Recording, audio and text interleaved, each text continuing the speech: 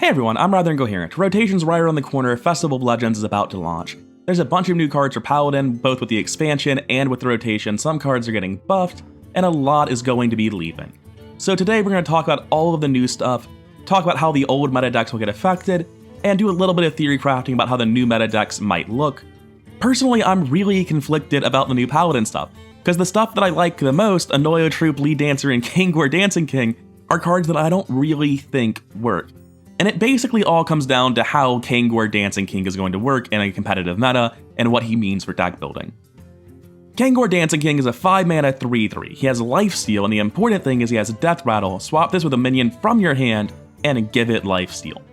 This is a pretty disgusting control card. It's a really strong build around. However, there's an issue with that. You can't just throw this into a deck, because if you have any late game battle cries that you need to use, playing Kangor probably just breaks them, right? Like, you can't play Kangor and include a bunch of battle cries that you built your deck around. He has tremendous anti-synergy with that. He really is a build-around card. You can't just slot him into decks, it feels like. I could be wrong about that. Maybe you can just throw him in a deck and it's relatively fine and he's just good. I don't think that's the case. The problem that Kangor faces is if the Kangor build-around deck is really strong, this is the best time in the history of Hearthstone for silence. You can run tradable silence minions that have entered the core set. You can run ETC and put a silence minion inside of it. There are plenty of ways to run silence at minimal cost to yourself.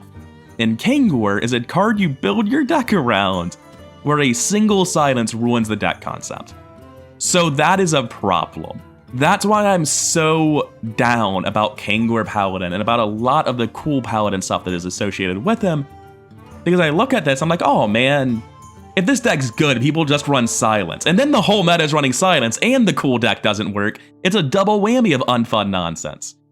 So simultaneously, I don't think Kangor is going to be good, and I kind of hope he doesn't, because if it turns out the Kangor deck is good and I'm wrong, it means silence is going to be all over the ladder, and that's even worse than Kangor being bad. Because now Kangor is bad, except you feel like you got robbed when you queue into the guys who are counterattacking you, and the people who aren't you have to deal with silence more, and silence is just an unfun mechanic. In this opinion I have on Kangor, that the meta will adapt to him if he's good, and if he's bad, he won't matter, is a big part of why I'm down on Paladin as a whole. When you come over to stuff like Lead Dancer, which can tutor out Kangor or the Annoy-o-Troupe we're about to get to, the card matters a lot less if you think people will just run silence, which they can easily do. It's a 6-mana 4/2, it's terrible, but it's got Death Rattle, summon a minion from your deck with less attack than this minion. Now, this isn't like a combo. Theoretically, you could build one where you try to buff up a Lead Dancer and pull out, like, I don't know, Neptulon. Blessing of Kings will let you do that, I guess. But the main thing with this is just it's a reliable tutor for Kangor and Annoy-o-Troupe. And Annoy-o-Troupe is the 9-mana 3/6 Taunt Divine Shield, Death Rattle, summon 3 Annoy-o-Bots, 1/2 max Taunt Divine Shield. That's a minimum of 8 attacks if you're getting through this the hard way. That's really annoying. That's the most annoying card I've seen in quite a while. So it's probably for the best that I don't think this deck is going to be great, right? It checks out to me that the developers think, this is cool and we want it in the game, but it shouldn't be powerful, because if Annoy-o-Troupe showed up in all the games, that would be bad for the health of the game. That seems to me like a thing a developer would believe. And it also just kind of makes me sad, because it means the cool Control Paladin archetype is intentionally not viable. I think it's cool as hell. I will at some point undoubtedly be playing with Kangor and Annoy-o-Troupe. It won't be during week 1. I'm not playing Kangor unless I know silence isn't in the meta, and that requires a meta to shake out and for us to know what's going on, which no one knows what's happening in week 1. Everyone's doing crazy stuff, no one's concerned with winning, the meta is just complete fiesta. So in the first week, you might be able to get by with Kangor, but if it turns out to actually be a good deck, I expect by week 2 we'll see silence everywhere, and if it actually is truly top tier, silence will never go away and Kangor will be held down into tier 2 forever by silence. Now, getting out of this control package for your cheating out stuff, what else did we get? We got a bunch of mid-range stuff, and I want to talk about perhaps the strongest individual card of the lot. The Jitterbug is just a 4-mana 4/3 Divine Shield beast, and after a friendly character loses Divine Shield, draw a card. Now, you will notice that Jitterbug is a friendly character. 4-mana 4/3 Divine Shield, Death Rattle, draw a card is worse than this, substantially worse than this. And that's kind of the worst case scenario for Jitterbug, unless once again silence is everywhere. Jitterbug is an incredibly good value minion, Realistically, especially as Paladin, you shouldn't be dead on turn 4. The fact it has no immediate board impact should not matter. It will likely have immediate draw a good chunk of the time because there are several other Divine Shield cards, both being printed and already available for the class. Jitterbug seems like just an incredible card that fits very smoothly into Pure Paladin. I do think it's probably a one-of. You probably just want to draw one consistently after Order in the Court goes off, and you never want to hit 2 before you get to your high end, because then you have a clunky hand or you're drawing tons of stuff, and you don't really need to be drawing this card. You in fact need to be making room for the Countess and her invitations. So I think Jitterbug is going to be seen in a lot of Paladin decks. I think this is a very strong card. On the subject of Divine Shield and Divine Shield Synergy, though, we have, I think, my favorite art of the set, the Funk Fin. 3 mana 2/2 Murloc, Divine Shield. Your minions with Divine Shield have +2 attack. That's very good. That's essentially Divine Shield only Savage Roar, which, like, yeah, that's conditional, but it's also a 3 mana 2/2, except until its Divine Shield gets popped, it's a 3 mana 4/2. This just feels like a really good card. It threatens a lot of damage. It makes your early game board scarier. On its own, it's a fine minion. It's a different tribe for the Purator, so at this point, the Purator can draw like an entire hand worth of cards because we're adding so many different viable tribes of cards to the Paladin deck. I think Funkfin's very good as well, and I think the Pure Bubble Paladin archetype is one of the strongest things going into this expansion. And some part of that is the tradable card Spotlight. It's a 2 mana holy spell, and it converts a friendly Divine Shield into a 5/5 elemental. Spotlight is really cool. This is also one of the most threatening cards in the game. This is going to force out coin hero power a lot. Turn 1, you play a minion with Divine Shield. You are threatening to summon a 5/5 on turn 2 if that Divine Shield isn't dealt with. A lot of the time, the existence of this card forces your opponent to play ineffectively, and it's still just good. Like, at worst, it's just getting traded off after forcing your opponent to play badly. And very frequently, it's more than that. Very frequently, it's a 2 mana 5/5. It's a very strong card. Now, all the other Divine Shield stuff has been very tempo-oriented, but Starlight Groove is the outlier. It's a 3 mana holy legendary spell. Give your hero Divine Shield. For the rest of the game, playing a holy spell refreshes it. So that Spotlight would turn your Divine Shield into a 5/5, and then give your hero a new one, so it's just a 2 mana 5/5. There's not even a downside if Starlight Groove is in play. Starlight Groove's a really cool card. I think any control Paladin deck will just be running this automatically, and the reason for that is it represents a ton of potential health gain against a lot of decks. Even if it's only gaining you 1 health per turn, that can rack up, that can be meaningful healing. But I think a lot of the time, this allows you to gain a much more than 1 health. Your opponent's not going to have 1 attack minion just lying around to break this. And there are synergies with this, like Spotlight, and you're losing Carriel, you're losing a lot of the massive durability that Paladins used to have. I think Starlight Groove is definitely the sort of thing that I expect to see played if the decks that want it exist at all. But it's not a reason to play those decks, that's the issue. I don't see a reason to play Control Paladin with the current set of cards. Getting back to the set, there are 3 cards left: Boogie Down, and Disco Maul, and Harmonic Disco. And Disco Maul is definitely the best one of those 3. It's a 2 mana 2/2 weapon, so that's just good. And Death Rattle will give a random friendly minion +1/+1. Already, that's fine. Worst case scenario, right? You play it on 2, you hit something. On 3, you play a minion, it costs 3 mana, that's your whole turn. You hit something, it gives it a 2/2. So that's 2 mana 2/2 weapon, Death Rattle will give a random friendly minion +2/+2. That's kind of the worst it can be, and that's still pretty good. The main thing for me about whether or not this is going to be good is whether or not Muster for Battle sees play. If Muster for Battle is being played, you don't want a 2 mana minion-centric card to be a weapon, followed by a 3 mana weapon that overwrites it. It's just not going to work very well. And because it says play and not summon, there's no chance that it has a really favorable interaction. For a second there, I was like, maybe you get +3 to the random Death Rattle, and then it Death Rattles and you get a 4/4 on your Muster turn, and it's insane. But it's not summon, it's Death Rattle, your hero power doesn't work either. I think Disco Maul is really good. It's mutually exclusive with another very good card though, and that's an awkward place to live, but it's definitely strong, and I definitely expect this to see play at some point. Alright, so Boogie Down, I read this card, and I feel like I should think it's better than I do. It's 3 mana, summon 2 1-cost minions from your deck, finale, give them taunt. And the minions in this deck are really good. Like in Paladin, you have the Sous Chef, you have 2 different Divine Shield 1-drops. This is gonna summon, like, a premium card for a 3-drop even. And it's gonna get them out of your deck so you don't draw them again. But you've already got Order in the Court, you don't need to get them out of your deck, you're already putting them on the bottom. And, like, it's not the best thing you can be doing for 3, it's just fine. And I think that's the big issue. what it's doing is already more meaningfully done by a different card, Order in the Court, and in terms of tempo plays, it's actually not better than most 3-drops. Like, Muster for Battle is just as good as this, right? I don't think Boogie Down's gonna see a lot of play. I do think we'll see a lot of experimentation with it, and I think if Order in the Court ever starts being a cut, then we might start seeing Pure Paladin lists that are much more aggressive and they run cards like Boogie Down for their later turns to get better draws without having to run Order in the Court. But in current archetypes of Pure Paladin, as long as Order in the Court is seeing play, I don't think Boogie Down will be getting into the same deck. Which brings us to our last and most definitely least card out of the Paladin set, Harmonic Disco. With Kangor, I'm like, oh, if he's ever good, the meta will adapt, it'll start being bad. But with Harmonic Disco, it just won't be good.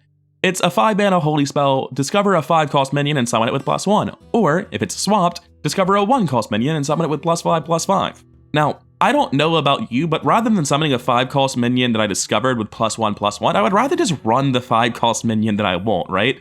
Historically, effects like this usually come at a lower mana cost, and that's why you play them? I don't know why I would pick this.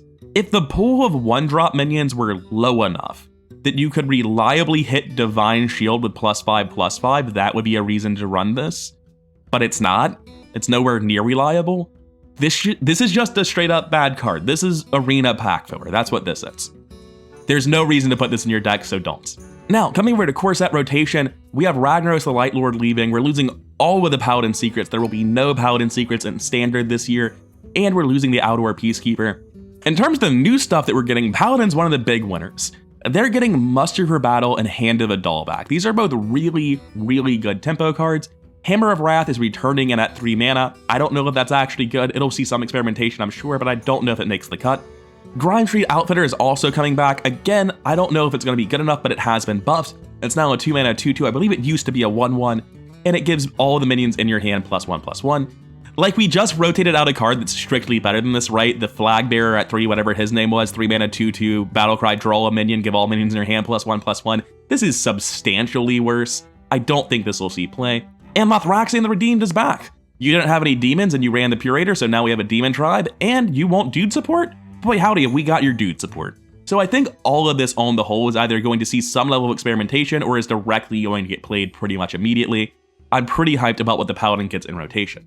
They also get some buffs to classic cards. True Silver Champion's restoring 3 health now, Consecrate's down to 3 mana. The Consecrate buff is kind of a huge deal, especially for Control Paladins. Again, I don't know what Control Paladin looks like right now, and I'm worried about that archetype, but Consecrate buff does help it a lot. True Silver Champion, if it's seeing play, the buff will be appreciated. And we've already covered Hammer of Wrath and Grime Street Outfitter getting buffed, so we'll be moving on to the meta-analysis part of this. We're going to move into some Vicious Syndicate deck list for the currently viable decks, according to them at least, and we'll talk about how they're going to change. Kazakhstan Dragon Paladin is a really easy one. Kazakhstan's not there. The card that keeps you alive to play this deck isn't there. The card that was like the best dragon isn't there. So yeah, the deck doesn't exist anymore. Coming over to Pure Control Paladin, the most important part of this for Pure Control is Lightforged Cariel. If you double your effective health pool and gain 5 health, which is effectively 10 health now, that's pretty good. You get to hit something for 2 every turn for the rest of the game, that's pretty good. You lose all of that, that's a problem. If you rip Lightforged Cariel out of this deck, its win rate goes down dramatically. Essentially, the reason this deck works in the first place over a normal Pure Paladin is that Lightforged Cariel is so strong that if you guarantee drawing her, you set yourself up for a very strong game plan. And without her, compared to a normal Pure deck, there's not a lot of benefit to doing this. I will say that of the decks that are losing their heroes, that are losing their late game win conditions, Pure Control Paladin's losing the least, but you compare it to Pure Paladin, which is losing less. I think Pure Paladin's just getting stronger, and it doesn't feel good. Pure Paladin does lose stuff, don't get me wrong. It loses Battle Vicar, it loses... Pure Paladin does lose stuff though, don't get me wrong. It loses Knight of Anointment, it loses Battle Vicar, it loses Alliance Bannerman, it loses Stonehearth Vindicator. Those are some really important and powerful cards in its curve, and they aren't really getting properly replaced, but I think the new Pure Paladin stuff is really scary, and I'm very confident in it. This is the Pure Divine Shield Paladin that I'm looking at playing when rotation hits. All the cards that get cut get very, very powerful replacements, even though they don't serve the exact same purposes. We have Hand of a Doll for draw and tempo, we have Spotlight to summon the 5/5, we have Funk Fin to thread in like a pseudo Savage Roar, we have Muster for Battle to put stuff on the board. One of Jitterbug is one of the weirder cards. It's hard to fit everything you want in this deck. For me personally, I really like the idea of running Lathraxian the Redeemed. It makes Pure draws without Aura in the Court better sometimes. The big thing is it guarantees you can have a turn 10 where you slam like Lathraxian plus Purator every time, and then you'll have a big hand going into the rest of it, which will allow you to do things like muster for battle to get 3 1/1 dudes with Divine Shield, and your opponent is going to be really, really in a bad spot if they somehow stabilize through this point, because Jitterbug will keep drawing you cards. A lot of the time, my experience as a deck against Pure Paladin is that they're pretty all in on winning off of the Countess, and if they don't, they oftentimes just lose. Control Paladin with Cariel was not in that boat. They had other plans, they stuck around, they could close out their games. But I think this is an aggressive list that's actually able to keep going back down the curve until it hits the 2-drops and continue meaningfully fighting for board and not just be out of steam, basically, the moment they run out of Countess invitations. Because there were a lot of games where I won because I was just able to beat out the Countess and all of her random legendaries because they low rolled. And having a stronger follow-up to that, as well as a potentially stronger game plan if you don't hit that at all, seems really good. I think Pure Paladin is actually improving going into the expansion. It was already a very viable deck, so I'm really scared about that. Now, unfortunately, Pure Paladin's the only deck archetype I'm going to be showing off today, because, and I'll get into this more with Priest, I think, since they have some specific Dragon Synergy cards that they're getting. I don't understand how to build a Dragon deck right now. Like, there's not a lot of good payoff dragons with Kazaku-san rotating. There's not a lot of inherently good control stuff available for Paladin. There's not a lot, in my eyes, pushing me to play any build of Paladin other than this one. And that's better than I can say for some classes. When I look at Hunter, I just feel despair. When I look at Warrior, I feel despair, and it's kind of funny this time. I'm not just sad like I am with Hunter. It's gotten so bad that it's funny with Warrior.